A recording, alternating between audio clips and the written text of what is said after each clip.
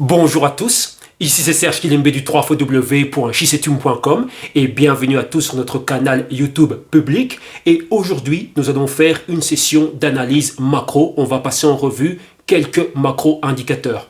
Comme vous voyez à l'écran, nous commençons par le BTC. Et oui, BTC est un indicateur macro, du sentiment macro. Tout simplement, c'est ça. Lorsqu'on le voit s'apprécier à la hausse, on sent que c'est un retour de la spéculation. Et la clé, c'est quoi? Est-ce que ça va perdurer dans le temps? Donc, est-ce que le momentum est soutenu? C'est un point qui est super important.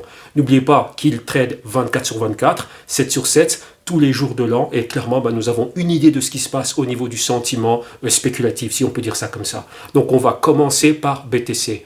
Pourquoi nous faisons cette session aujourd'hui? Vous avez vu que durant le mois de janvier, on a eu un méga momentum haussier, et on se disait, tiens, est-ce que ce momentum haussier va durer? On attendait les données économiques, mais surtout les commentaires et les décisions de politique monétaire, bien évidemment, provenant des banquiers centraux. On allait se dire, tiens, qu'est-ce qui se passe? Hier spécifiquement, nous avons eu un speech et une interview de Jay Powell, donc le Fed Chair, la personne qui est à la tête de la Federal Reserve, donc là la Réserve fédérale, la banque centrale nord-américaine, et clairement tout le monde était pendu aux lèvres afin de voir, tiens, que va-t-il commenter par rapport à l'économie et bien évidemment l'inflation. Nous savons que la Fed est l'arbitre ultime.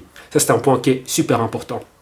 Et donc ici, suite à ces commentaires, on s'est rendu compte que il parle de désinflation et pas plus. Les taux d'intérêt vont se maintenir hauts.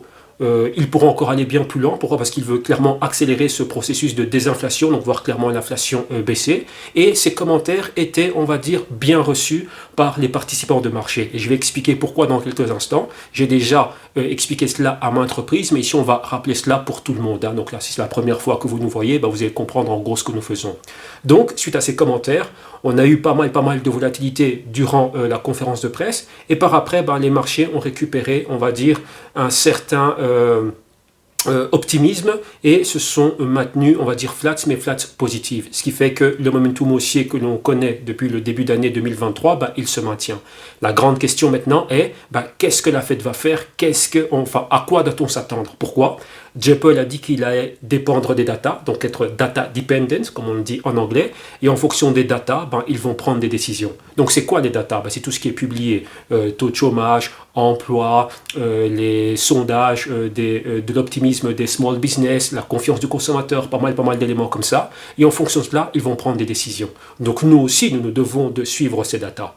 Mais ici, faisons quelque chose de simple, passons le tout au niveau graphique, et on va commenter pas mal d'éléments. Donc, on a vu la réaction du BTC par rapport à ce que Jay Powell a dit hier, mais oui, qu'il ne s'est pas passé grand-chose. Donc, on peut dire que le momentum haussier est encore intact pour le moment. Attention, vous voyez que les données économiques sont publiées tous les mois, donc on pourra avoir des chocs, on s'attend à des chocs. Et en gros, c'est ça, rappelez-vous, on anticipe toujours, nous prévoyons et on opère dans un monde de probabilité. Ici, lorsque vous voyez le BTC, donc vous voyez que le BTC est en train d'évoluer au niveau des 23 000 $. Donc là, je vais suivre ici avec la souris. Et vous voyez que j'ai tracé un canal. Nous avons un graphique hebdomadaire sous les yeux, comme ça vous savez. Et donc ici, qu'est-ce qu'on voit? On voit que BTC a parfaitement respecté ce canal baissier. Le point le plus haut, non loin des 70 000 $. Nous avons un haut plus bas, et un autre haut plus bas, et vous voyez que ça, ce sont ces points de contact avec la résistance du canal baissier. Vous avez ici le support ultime, si on peut dire ça comme ça, on va dire le grand support, et ici nous avons la ligne pointillée bleue, nous montre un support intermédiaire. Donc là, c'est ceci. Là, c'est le grand support intermédiaire et la grande résistance, et vous voyez que BTC est passé du support à la grande résistance, et vous voyez que il respecte cela parfaitement. Donc ici, qu'est-ce que ça veut dire? Si jamais il y a un choc qui survient prochainement, donc pensez au mois de mars, lorsque des données économiques vont être publiées, non-farm payroll, taux de chômage, inflation, révision de la croissance du PIB et d'autres éléments. Si c'est négatif, on pourra avoir un méga sell-off. Et pensez aussi que ce mouvement que l'on a connu des bas donc du décembre 2022 à maintenant début février 2023, c'était un mouvement qui a profité à qui? Aux opérateurs à court terme. Donc les traders, market makers et autres spéculateurs. À court terme, voilà en gros ce qui a été fait. Donc ici, ils pensent quoi? À prendre pas mal de bénéfices. Il faut bien prendre des bénéfices. Et là, c'est ce que nous voyons avec cette mini-pause. D'un autre côté, BTC, s'il atteint les 25 000, on peut se dire, ok, atteindre les 25 000 $, c'est un niveau clé.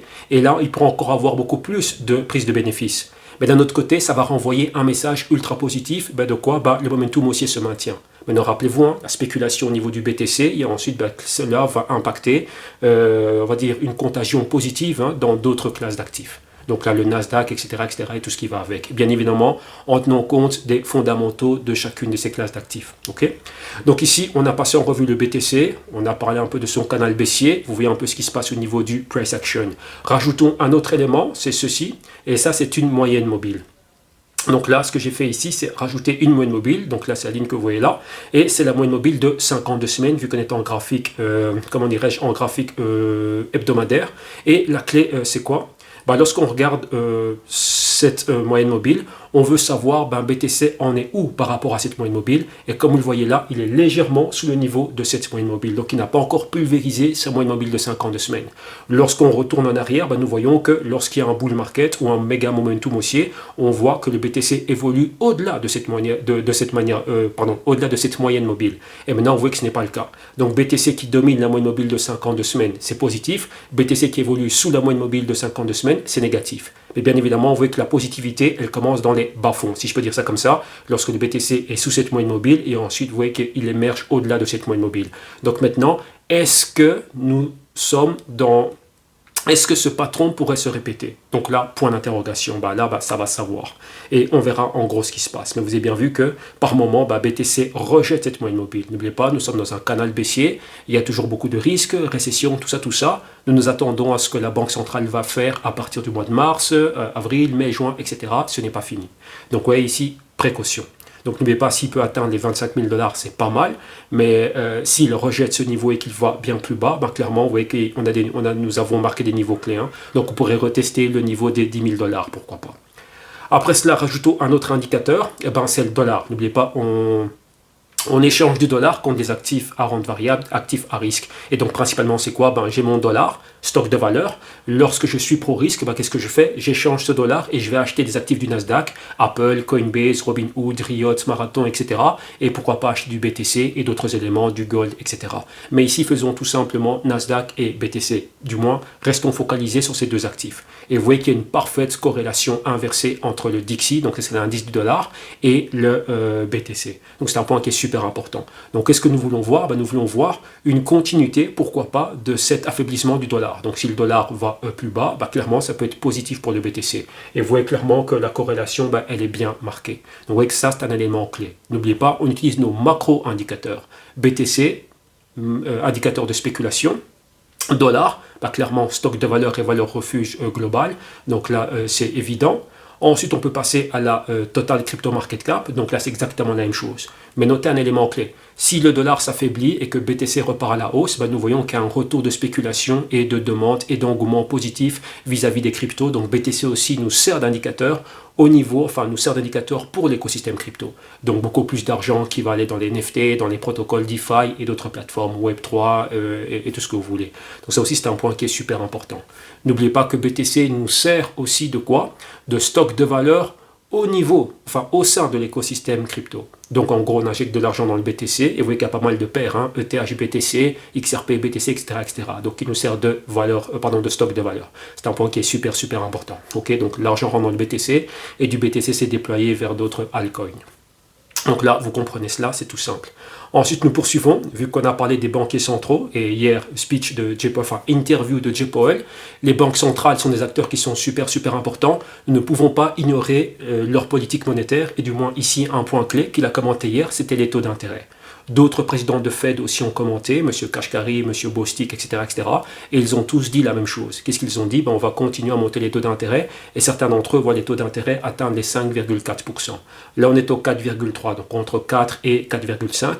Donc les taux d'intérêt pourraient monter encore de 1%, donc 100 points base. Donc ce n'est pas fini. Au début de session, j'ai dit que j'allais commenter un point qui est super important, et c'est le suivant. Monter les taux d'intérêt, c'est bien, mais il y a un autre élément qui n'a pas été commenté et que beaucoup oublient, c'est le fameux bilan. J'ai fait pas mal de sessions où j'ai expliqué, la mécanique et l'impact d'un allègement du bilan, donc revendre leurs bons, au même moment où la Fed est en train de monter les taux d'intérêt. Et vous savez que ça, c'est quelque chose qui est négatif pour les marchés, très négatif pour les marchés. Pourquoi? Ça provoque une perte de liquidité et les marchés ont besoin de liquidité. Lorsqu'il y a moins de liquidité, tout le monde a peur et tout le monde veut revendre. Donc c'est un point qui est super important. Donc qu'est-ce que ça veut dire? Lorsque tu veux revendre, il n'y a pas assez de dollars pour tout le monde. Donc tu es prêt à accepter moins. Et clairement, vous voyez que la valeur des actifs plonge très rapidement. Et maintenant, suite à ce que nous avons vu lors du FOMC passé et lors de l'interview de Jay Powell hier, il n'a rien commenté concernant le fameux bilan. C'est un point clé. On est au-delà des 8 000 milliards de dollars. Donc le fait d'alléger cela et simultanément monter les taux d'intérêt, ça peut être catastrophique pour les marchés. Voilà pourquoi est-ce que nous sommes prudents et on est vraiment ultra focus à ce niveau-là. Donc ici, monter les taux d'intérêt, c'est bien, mais si en même moment, ils allègent le bilan et de manière violente, attention. Poursuivons, rajoutons un autre élément, un macro, nous avons les JNK. Donc JNK, j'ai déjà expliqué à mon entreprise, vous savez que c'est quelque chose que nous suivons de très près tous les jours. Et ça c'est quoi? C'est les notes, donc les bons corporate, donc de la dette corporative. Et là, JNK c'est junk bonds, tout simplement c'est quoi? C'est de la note qui était mise par des compagnies qui ont des business à risque. Donc c'est un point qui est très important. Donc qu'est-ce que ça veut dire? Au risque de défaut de paiement. Donc tu me prêtes de l'argent, il y a un haut risque que tu ne puisses pas récupérer ton argent. Donc qu'est-ce que ça veut dire? Que je ne te rembourse pas, que je n'ai pas les capacités de servir cette dette. Pourquoi dans ce cas-ci? Parce que mon business model est très risqué. Je suis dans l'expérimentation, je suis dans l'innovation et je suis dans le futur. Et voilà, croissance et tout ce qui va avec. Donc ça c'est un point qui est super important. Pourquoi cela nous sert? Pensez aux crypto-monnaies, tout ce qui est Web3, NFT, DeFi, etc. Pas mal de startups soutiennent et développent ces éléments-là. Donc une startup, ce n'est pas une entité comme Apple. C'est une entité qui est dans ses balbutiements, qui est dans sa phase initiale de lancement. Et clairement, elle a besoin de capitaux pour financer sa croissance, ses recherches et développement. Donc si cette entité émet des bons, donc pensez au marché privé, clairement, ces bons vont être des bons qualifiés BB, B-, etc. Donc du junk. Bien que nous ayons des entités privées qui mettent sur pied l'écosystème crypto, nous avons l'équivalent. Il y a déjà pas mal d'entités qui sont publiques. Et c'est juste une question de market cap. Si nous savons qu'une entité privée, enfin une entité publique, a une market cap de 10 milliards de dollars et que ces bons sont des bons, on va dire junk, vu qu'elle opère dans un segment à forte croissance, innovation, etc., de même pour une entité privée qui a la même market cap. Donc c'est un point clé. Donc le fait d'avoir ça, n'oubliez pas, nous nous servons de macro-indicateurs, nous savons exactement ce qui se passe. S'il y a une méga demande pour ces bons, vous voyez depuis les bas de octobre-novembre 2022, comme vous voyez ici, il y a une méga hausse, vous voyez que cela a soutenu le momentum haussier que l'on a vécu dernièrement. Donc là, on va dire c'est court-termiste, limite moyen-termiste. Okay, donc là, 1 mois, 2, 3 mois que l'on a ce momentum haussier. Donc si cela continue, que le momentum continue, c'est quelque chose de super positif. Et n'oubliez pas, pensez aux entités privées qui mettent sur pied l'infrastructure crypto, elles aussi vont se bénéficier de ces financements. Mais pour se financer, il vous faut du dollar, et du dollar pro-financement, pro-spéculation. Et là, c'est quoi? C'est le champ des banques centrales. Donc si elles continuent à maintenir les taux d'intérêt hauts, donc des politiques restrictives, c'est pas super bon. Okay, ce n'est pas un environnement optimal pour ce genre d'investissement. Donc vous voyez ici comment tout nous sert, c'est super important. Et nous terminons par le fameux Nasdaq, donc le fameux NDX, et clairement, vous voyez que lui aussi, il est fort corrélé. Donc vous voyez les corrélations positives et les corrélations inversées.